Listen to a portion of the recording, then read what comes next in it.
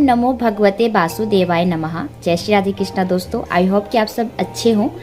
दोस्तों, कभी कभी लाइफ में ऐसा होता है कि हमारे मन में बहुत सारे सवाल चलते हैं और उसका रास्ता नहीं ढूंढ पाते हैं। तो हम क्या करते हैं, भगवान के आगे सिर झुका के बोलते हैं कि हमें इसका मार्गदर्शन करिए। तो ऐसी एक आज कहानी है एक ऐसे लड़के की जो अपनी लाइफ में तो कमाता था, लेकिन उसे समझ नहीं आता था कि आगे वो क्या करना चाहता है। एक लड़के की कहानी है जो अपने रोजी रोटी के लिए कमा लेता था, खान पान जो था डेली के लिए कर लेता था। अब वो रोज क्या करता था, 4 रोटियां बनाता था, लेकिन उसके हिस्से में 3 रोटियां ही मिलती थी, क्योंकि एक चूहा जो रोज इसकी एक रोटी चुरा कर लेके चला जाता था। उसे समझ में नहीं आता था कि आखिर उसके साथ हो क्या रहा है। मतलब वो समझ नहीं पा रहा था कि मैं तो 4 रोटियां बनाता हूँ गिन कर अपने लिए, और इतना ही मैं कमा पाता हूँ, और देखो 4 रोटियां बनाता हूँ, उसमें से मेरी एक रोटी भी गायब हो जाती है, 3 रोटियां ही मुझे नसीब में मिलता है। एक दिन उसने सोचा कि मैं यहाँ पर बैठकर देखूंगा, आखिर ये छुप कर देखना चाहता था कि आखिर मेरी एक रोटी जाती कहाँ है। अचानक उसने देखा कि एक चूहा आया और उसकी एक रोटी लेकर जा रहा है। उसने चूहे को पकड़ा, बोला, भाई मैं तो 4 रोटियां कमाने के लिए, अपने पैसे जो कमाता हूँ उसमें 4 रोटियां ही बना पाता हूँ अपने लिए, और वो भी तुम एक लेके चले जाते हो, तो मैं अपना पेट कैसे भरूंगा। चूहा कहता है, ये तो मेरे नसीब की रोटी है, तुम्हारे नसीब में 3 रोटियां हैं, तुम खाओ। तो अब ये बात समझ नहीं आती है जो लड़के को, और बोलता है कि देखो भाई, ऐसा मत करो, मैं तो खुद ही इतना कमाता हूँ कि मैं 4 रोटियां ही खा सकता हूँ, और उसमें भी तुम ले लोगे तो मेरा क्या होगा।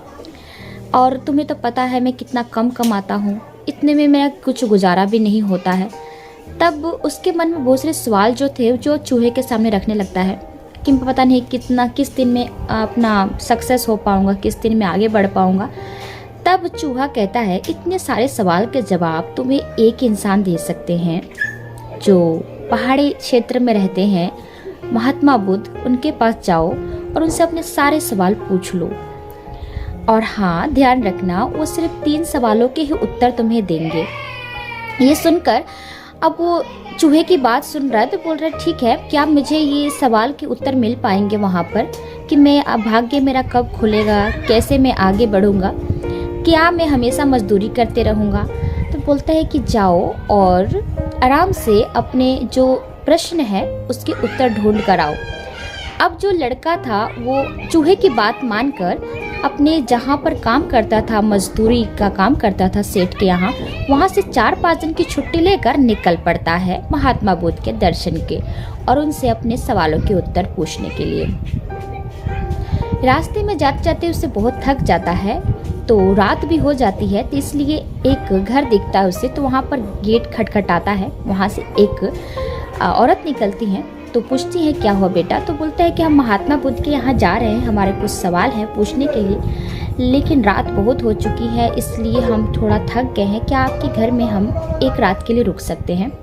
औरत कहती है, बिल्कुल, क्यों नहीं, आप आइए, आराम करिए, खाइए पीजिए, लेकिन अब आप मेरा भी एक सवाल जो है पूछते आइएगा महात्मा बुद्ध से, अगर आप महात्मा बुद्ध के पास जा रहे हैं। बोलते हैं, हाँ बोलो, क्या।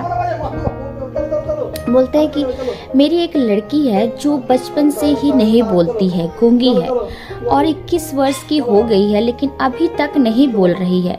आप जब महात्मा बुद्ध के पास जाइएगा तो उनसे जरूर पूछिएगा कि मेरी बेटी कब बोलना शुरू करेगी। अब ये पहला क्वेश्चन हो जाता है। एक तो क्वेश्चन लड़के का होता है, उसका भाग्य कब बदलेगा। दूसरा क्वेश्चन उस औरत का हो जाता है। सुबह होते वो निकल पड़ता है अपने अगले रास्ते के लिए, अगले यात्रा के लिए, और उनका धन्यवाद करते हुए बोलता है, ठीक है, मैं आपके प्रश्नों का उत्तर जरूर पूछ कर आऊँगा। महात्मा बुद्ध के पास सिर्फ 3 प्रश्न के उत्तर ले सकते थे, इसलिए वो समझ नहीं पा रहा था। सोचा कि चलो कोई बात नहीं, तो 2 ही प्रश्न हुए हैं मेरे और इन जो ये काकी हैं उनका। आगे जाता है तो उसे एक नदी दिखता है जिसमें एक कछुआ होता है, और उस कछुआ से बोलता है कि कछुआ जी, मुझे ये नदी पार करा दीजिए, क्योंकि मुझे महात्मा बुद्ध के पास जाना है अपने कुछ सवाल पूछने के लिए। अब कछुआ ये सुनकर बहुत खुश होता है, बोलता है आप महात्मा बुद्ध के पास जा रहे हैं तो मेरा भी एक सवाल पूछते आइएगा, क्योंकि मैं बहुत दिन से ये सवाल सोच रहा हूँ कि कैसे मैं इसका उत्तर लूँ, और आप तो जा रहे हैं और महात्मा बुद्ध के पास ऐसा कुछ भी नहीं जिसका उत्तर ना हो। बोलते हैं ठीक है बोलिए। बोलते हैं कि उनसे पूछिएगा कि मैं इतने साल से यहाँ पर हूँ इस नदी में, और इतने साल से कोशिश कर रहा हूँ लेकिन मैं ड्रैगन नहीं बन पा रहा हूँ। बोलते ठीक है हम पूछाएंगे। अब कछुआ उसे नदी पार करा देता है अपनी पीठ पर बैठाकर। आगे जाता है तो एक जादूगर मिलता है।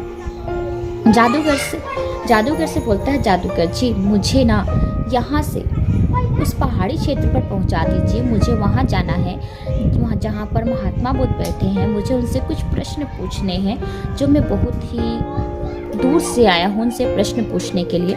जादूगर बोलता है बिल्कुल क्यों नहीं, तुम यहाँ पर जा रहे हो पूछने तो मेरा भी एक प्रश्न पूछ लेना, क्योंकि मैं भी बहुत दिन से इस प्रश्न को लेकर तो घूम रहा हूँ, और यहाँ पर इस इलाके में इतने दिन से, पहाड़ी इलाके में इतने दिन से मैं तपस्या कर रहा हूँ लेकिन मेरा कुछ हो नहीं पा रहा है। और उनके पास तो सभी सवालों के जवाब होते हैं, तो उनसे पूछना कि मैं कब स्वर्ग को प्राप्ति होऊंगा। मैं इतने दिन से यहाँ पर तपस्या कर रहा हूँ लेकिन अभी तक स्वर्ग की प्राप्ति नहीं कर पाया हूँ। बोलते हैं ठीक है। अब जादूगर अपनी छड़ी से छड़ी घुमाता है और उसे महात्मा बुद्ध के पास पहुंचा देता है। महात्मा बुद्ध के पास बहुत सी भीड़ लगी होती है। धीरे धीरे वो इंतजार करता है अपने बारी की। जब उसकी बारी आती है तो महात्मा बुद्ध बोलते हैं कि बोलो आपको क्या परेशानी है। अब ये सोचता है कि मेरे पास टोटल 4 प्रश्न हो गए हैं, एक मेरा और 3 बाकी उन लोगों का। मैं किसका जो है प्रश्न छोड़ूं और किसका बोलूं, समझ नहीं पाता है। फिर वो सोचता है मेरा क्या, मैं तो 2 रोटी कमा ही लेता हूँ, खा लेता हूँ, लेकिन जो वो बूढ़ी माँ थी, जो काकी थी, उनका प्रश्न पूछना बहुत ज़रूरी है क्योंकि उनकी बेटी 21 वर्ष की होगी, बोल नहीं रही। फिर उसके दिमाग में आता है कि जो कछुआ था उसका भी पूछना ज़रूरी है क्योंकि इतने साल से वो इंतज़ार कर रहा है, ड्रैगन नहीं बन पा रहा। फिर उसके दिमाग में आता है कि जादूगर का भी पूछना पड़ेगा, इतने साल से तपस्या कर रहा है लेकिन वो स्वर्ग की प्राप्ति नहीं कर पा रहे हैं। इसलिए बोलता है कि मैं अपना प्रश्न ही छोड़ देता हूँ। सबसे पहले वो प्रश्न पूछता है कि एक काकी माँ मुझे मिली रास्ते में और उनकी बेटी 21 वर्ष की हो गई हैं, अभी तक वो बोल नहीं रही हैं, तो कब बोलना शुरू करेंगी। तो महात्मा बुद्ध बोलते हैं कि जिस दिन उस लड़की की शादी कर देंगे उसी दिन से वो बोलना शुरू कर देगी। ये पहला प्रश्न हो जाता है।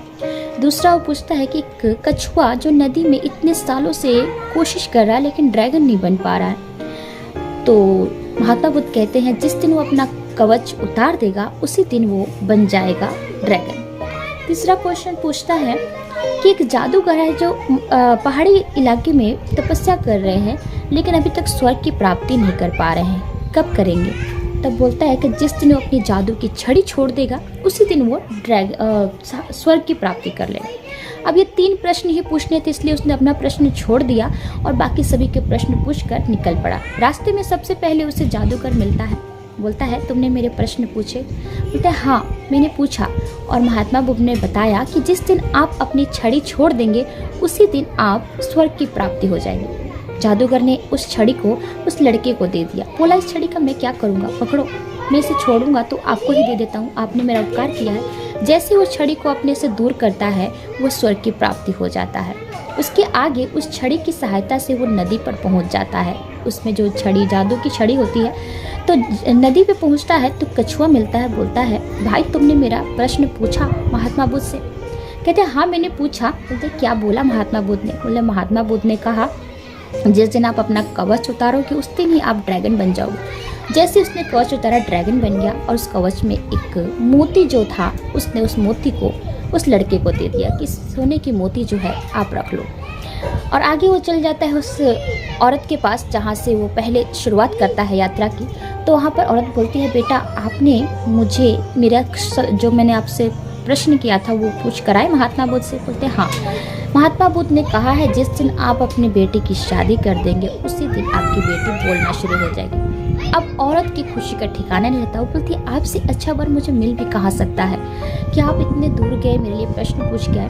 उसी दिन वो अपनी बेटी की शादी उससे कर देती है और जैसे ही शादी करती है वैसे ही बेटी बोलती है, अरे आप वही है ना जो उस रात को हमारे घर ठहरे थे। माँ खुश हो जाती है। अब इस लड़के को सब कुछ मिल जाता है, शादी भी हो जाती है, जादू की छड़ी मिल जाती है और जो मोती मिला होता है जिससे अपार धन दौलत मिल जाता है। तो उसे रास्ते नज़र नहीं आ रहे थे, लेकिन जब वो महात्मा बुद्ध के पास गया तो उसे सारे रास्ते नज़र आ गए। उसने अपने प्रश्न को छोड़कर बाकी सबके प्रश्न पूछे, जिसकी वजह से उसका ही उपकार हुआ। परोपकारी जिसे बोलते हैं, दूसरों का भलाई करने से खुद का भलाई होता है।